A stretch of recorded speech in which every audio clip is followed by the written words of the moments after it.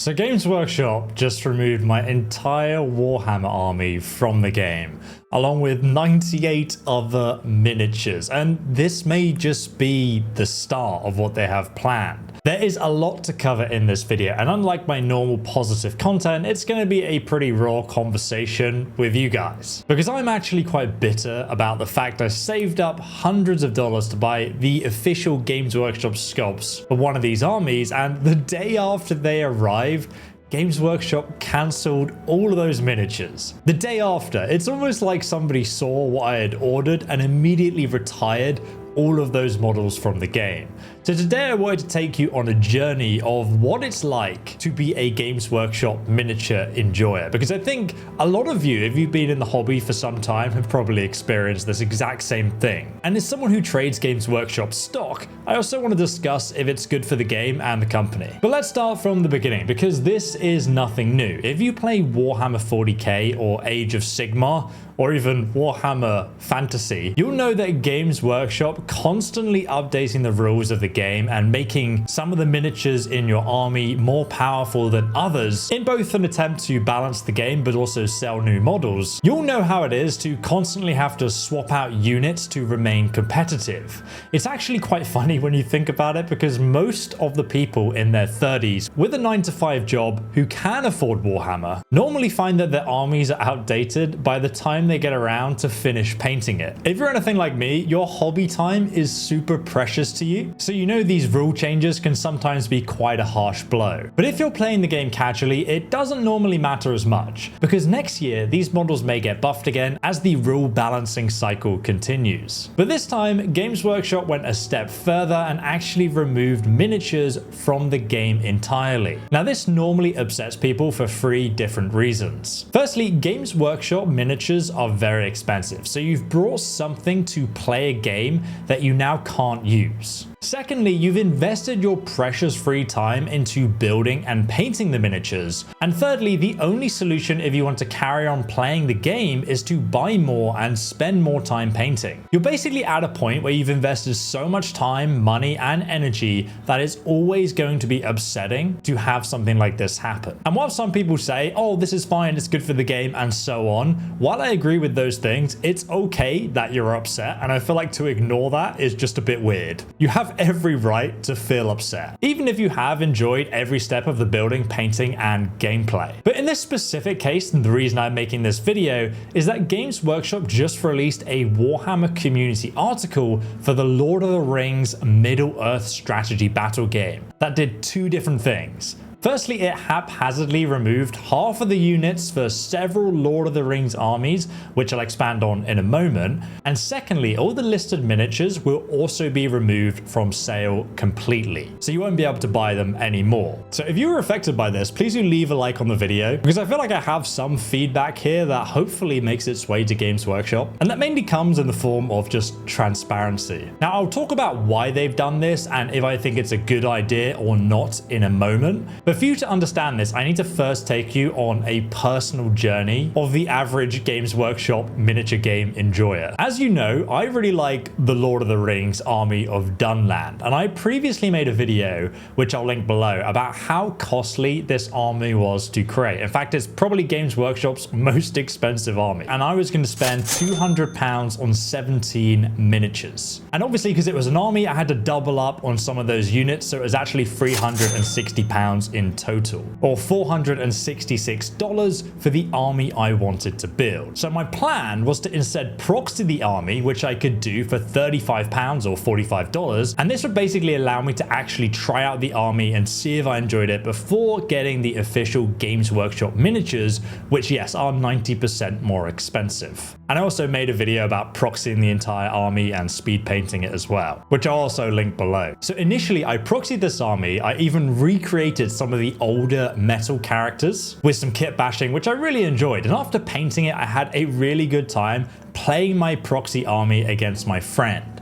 So I decided that I would slowly start investing that $466 to buy the official miniatures. So I got some of the old metal ones, and I even made some videos about painting up some of the new Dunland hero sculpts as well. I was slowly amassing a legit Dunland army, and it was glorious. And that really brings me on to today. I just saved up enough money to get the 6 Huskarls for £50 or $60 and the 6 Dunlin Horsemen for £93 or $120. And I kid you not, I was sitting here building them out of Finecast, which is a material designed to fuel the Uruk-hai's hatred for men. And then I got a notification about a new Warhammer community update for the Middle-earth strategy battle game, and I am excited because there is a new edition of the game coming out. And the reason for this is that there's a new anime coming out called The War of the Rohirrim, which is being co-produced by Peter Jackson, and if it's successful, there's already talk of a follow-up. And Peter himself is also working on directing 2 more live-action Lord of the Rings movies,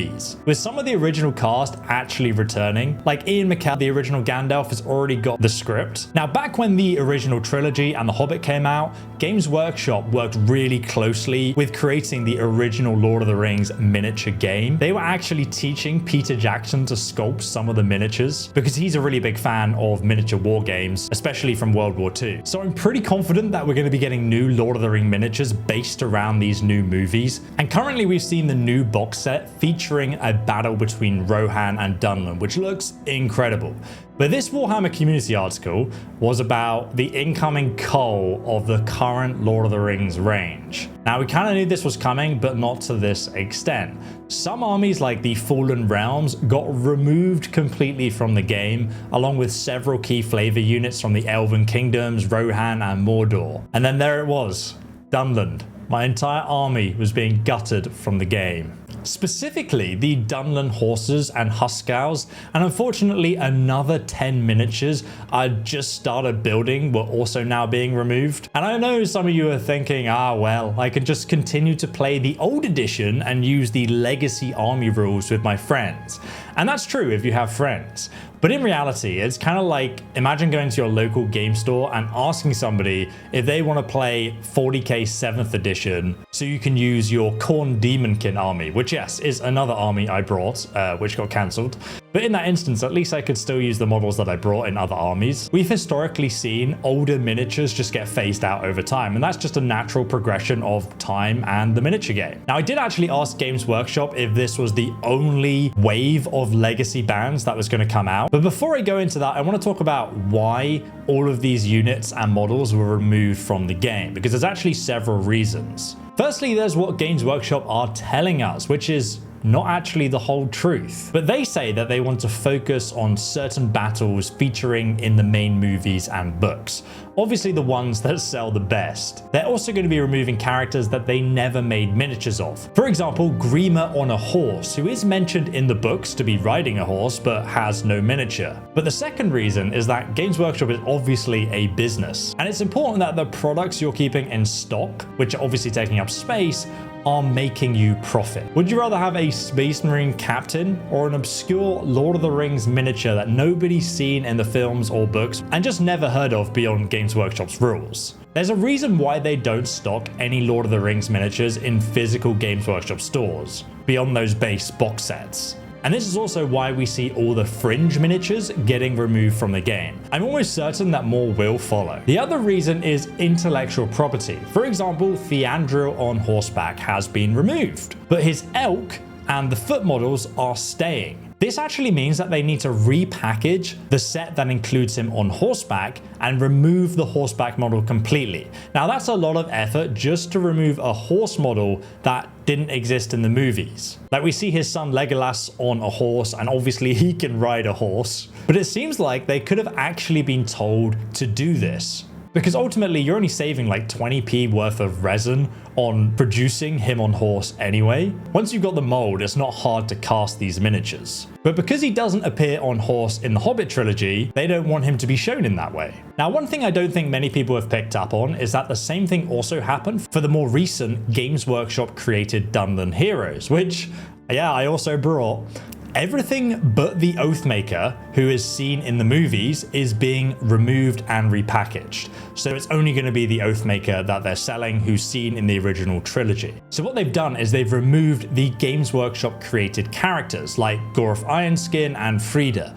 This is probably because Frida is specifically mentioned to be taking part in the War of the Rohirrim. And given that the new anime is coming out, and she's obviously not in it because she's a made-up character from Games Workshop, they don't want to have a conflicting story and IP. So that's why these characters are probably being removed. They just don't exist, and they don't want people to get confused. So Games Workshop has actually probably been told that they have to do that. And this is also why the Dunlin Horseman warriors were removed as well, because as far as we can see in the anime trailer, Dunlin don't have armored horse troops beyond the main characters having horses. But that said, Dunlin having horses are mentioned in the books, and I do think it sucks to remove an army's diversity like this, because ultimately you are making a miniature war game as well, not just action figures.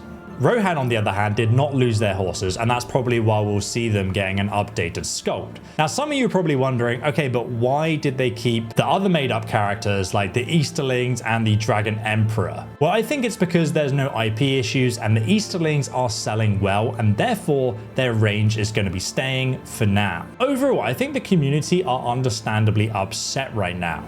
You see, in the 2000s, the Uruk-hai were actually the only box set to ever outsell the Space Marine. And at the time, Games Workshop was struggling, and it was the Middle-earth strategy battle game that saved the company and allowed them to invest back into Warhammer 40k and become the dominant miniature powerhouse they are today. But really, it's the community that's kept the game alive all these years with tournaments, bat rep, and YouTube content. And now obviously we're on the eve of the biggest release, and Games Workshop may have just put a lot of people off entirely. Honestly, if I was in their shoes, I would have done the same thing, but I would have been a lot more transparent about why I'm doing it. I'm still surprised many of the newer sculpts were removed, even the Rangers who had lines in the movies and books, and I also brought those recently too. It kind of gives you the feeling as someone buying something very expensive that nothing's really safe. And I did ask Games Workshop, is this the full list of miniatures going to Legacy? And they confirmed on Twitter that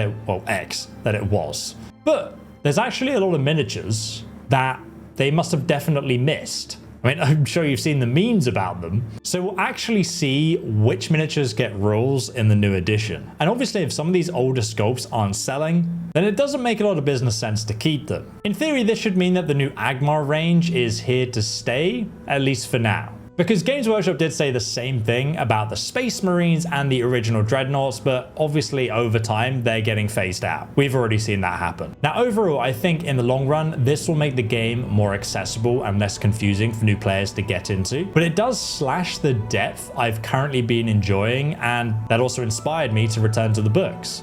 And despite all of this, I'm still going to be buying the new War of the Rohirrim starter set, but I'm going to be very careful about what I spend time and money on in the future. Like, I brought these new Agmar troops as well, and I'm kind of like, do I paint them? I mean, do you guys want to see a painting tutorial of that or not? And if this change means that we get new remastered miniatures for Gondor and so on, I think it would be great for the game's sales. But that really requires Games Workshop to fully commit to pushing the Lord of the Rings release. I think they're waiting to show us all the miniatures before the show's actually out. They already accidentally released a spoiler in one of their character reveals, which just seems terrible. Normally Warner Brothers, I've worked with Warner Brothers, but they're normally very serious about those kind of things. I think this first movie is going to be a bit of a test run for Games Workshop.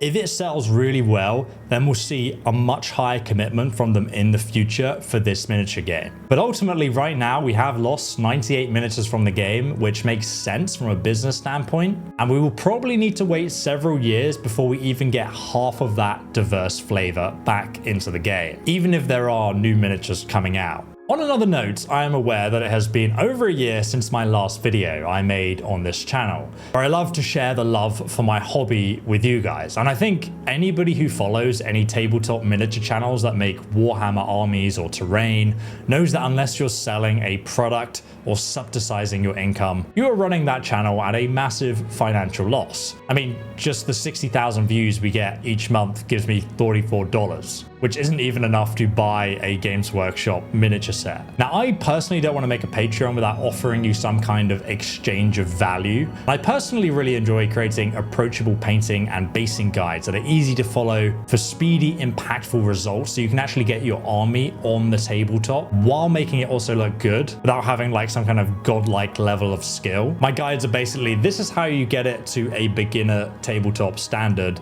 and then if you want to go a bit extra, you can do this bit at the end of the video. If you want an example of that, you can check out my how to paint Uruk-hai painting video just over here. Now, I'll probably still make some free guides, but all of that in-depth stuff will probably be on the Patreon, where I'm actually teaching people.